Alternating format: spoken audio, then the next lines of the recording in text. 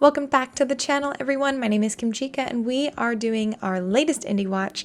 We are focusing this time on the top 10 indie games released in the month of January. As always, this list is just a list of the games that I'm personally super excited about. I've been keeping my eyes on, been playing throughout the month of January and into, yes, the first week of February. And I'm really excited to share with you these titles because there are some great ones. So without further ado, let's jump in and see the games that I really think you should pay attention to. Bunny Park. Take care of sweet innocent bunnies in Bunny Park. This game is pretty much exactly what it seems, and I couldn't ask for anything more than that. In Bunny Park, you are able to take care of bunnies and decorate the garden, and as you add more decor, you'll be able to expand your park to collect more bunnies. Enough said.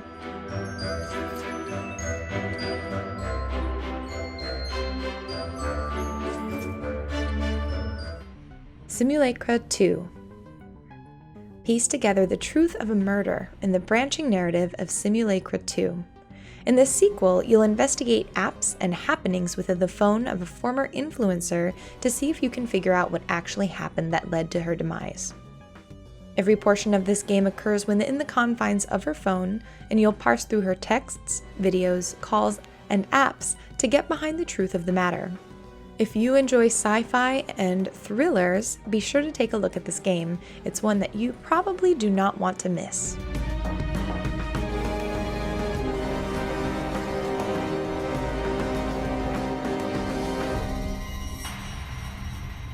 Skellboy. Help Skippy, the cubic skeleton, fight off Squaramon's forces of the undead. In this action RPG, you'll be able to swap bones for over 100 different body parts for the ultimate in personal customization.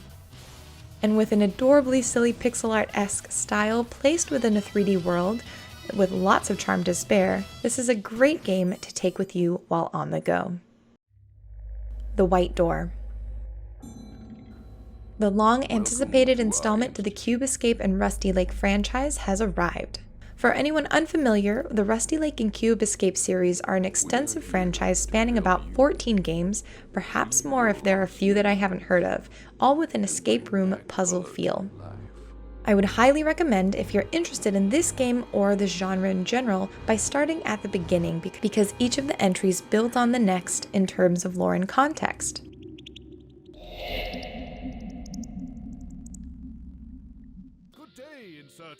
Not for broadcast.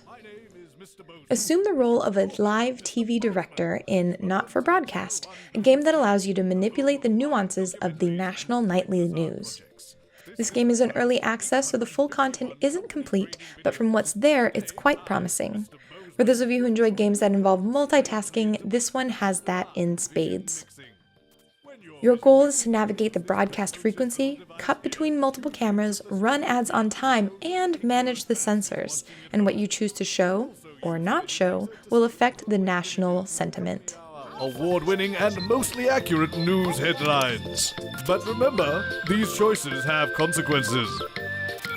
The aim is to keep the news smooth and visually interesting without letting our breathtakingly suggestible viewers peek behind the dirty curtain and see things we wouldn't want them to see.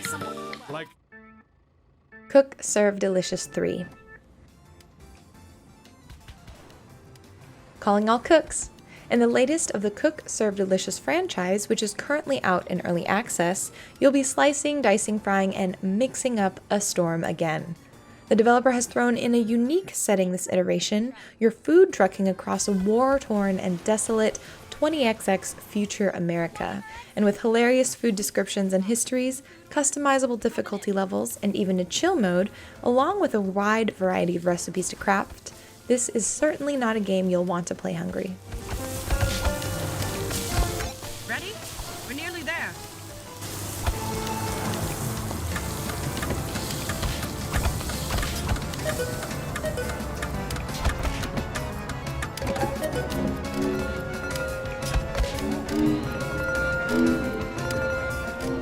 Temtem.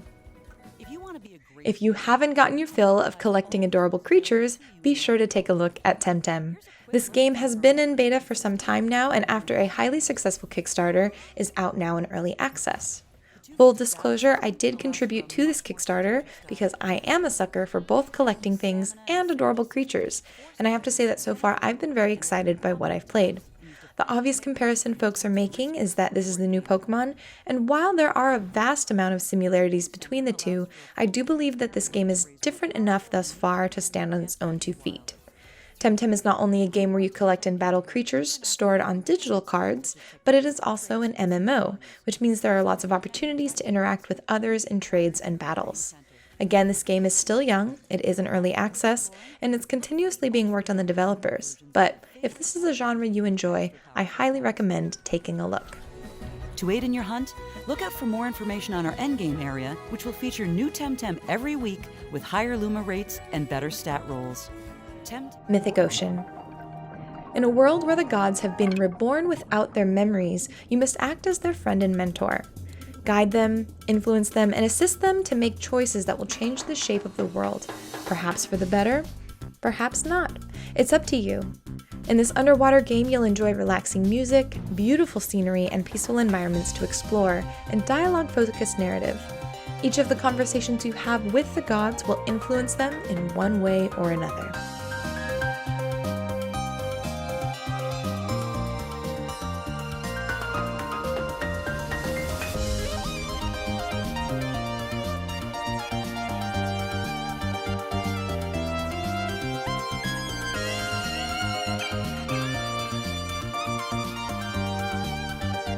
The Pedestrian. One of the most unique puzzle platformers I've played in a long time, The Pedestrian takes everyday items, signs, and turns them into something truly magical. The premise of The Pedestrian is simple. Get from point A to point B by rearranging and reconnecting these signs. What makes the game truly special is the combination of fun and challenging puzzles with cinematic-like music and camera panning. The bustling city background adds even more detail and life to a game that may perhaps be one of my favorite releases of January.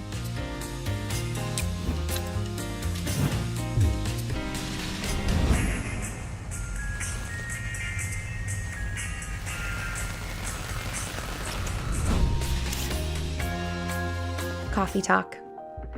Craft cappuccinos and design beautiful latte art in this branching visual novel meets Cafe Sim Light.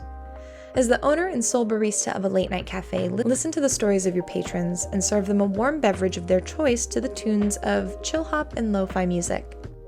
This is a game that brings up interesting and complex issues ranging from overbearing parents to the types of gamers that people identify as, and even interracial marriage and relationships.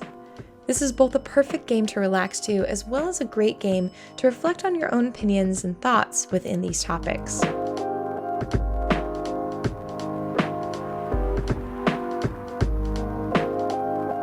So those are the 10 games that I've been really focusing on for the month of January.